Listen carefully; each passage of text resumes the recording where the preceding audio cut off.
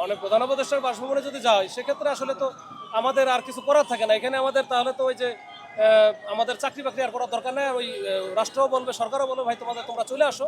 তো এইটা সিকিউরিটি যদি তোমাদের না দিতে পারো তাহলে তোমাদের চাকরি করা দরকার থাকে। তারা শান্তিপূর্ণভাবে ছিল। আমরা কিন্তু এই যে শাহবাগের মতো একটা গুরুত্বপূর্ণ মোড়, আমরা কিন্তু তারপরও কিচ্ছু বলি নাই তাদেরকে। আমরা কখনো বলিও না যে ভাই এখান থেকে উঠে যাও, যদিও মানুষের ব্যাপক দুর্ভোগ হচ্ছিল।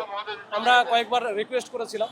তো আজকে সকালে আমরা মন্ত্রণালয়ে যোগাযোগ করেছিলাম, করার পরে এটা অনেক পজিটিভ ছিল যে আপনারা জানেন ইতিমধ্যে কিন্তু একটা প্রজ্ঞাপন জারি হয়ে গেছে, যেটা তারা চাচ্ছিল।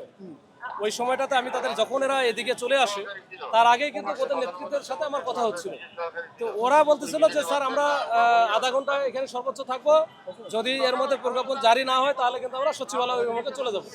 বলো ঠিক আছে, তোমরা কিছুক্ষণ আধা ঘন্টায় থাকো, আমি একটু যোগাযোগ করতেছি, যত দ্রুত দেওয়া যায় দেওয়ার ব্যবস্থা করতেছি। এর মধ্যে দেখছেন হুট করে তারা কিন্তু ওই যে যমুনার দিকে ইন্টারকন্টিনেন্টাল মোড়ে আমাদের যে ব্লকেট আছে এখানে দৌড়ায় তারা সব চলে আসলো। আমরা জানি না, আমরা পিছনে পিছনে দৌড়ে আসছি।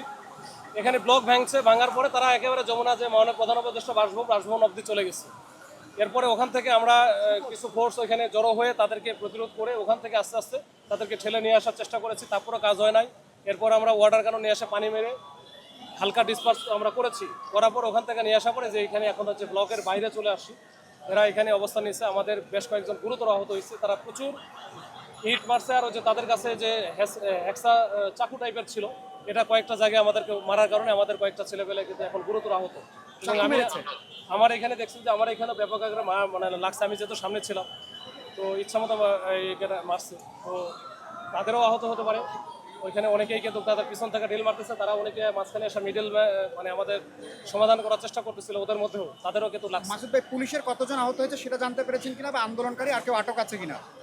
না, আমরা সংখ্যাটা নির্দিষ্ট করে বলতে পারবো না। আসলে বিভিন্ন জন বিভিন্ন দিকে চলে গেছে, হাসপাতালে গেছে, কেউ হয়তো ফার্স্ট এড দিয়ে। আমরা যেখানে বিভিন্নভাবে আমরা আসি, তো এটা পরে হয়তো জানাতে পারবো। আর আন্দোলনকারী আমরা এই মুহূর্তে যে তারা বুয়েটের স্টুডেন্ট, আমরা কিন্তু প্রথম থেকেই খুবই সফট নমনীয় ভূমিকা পালন করেছি।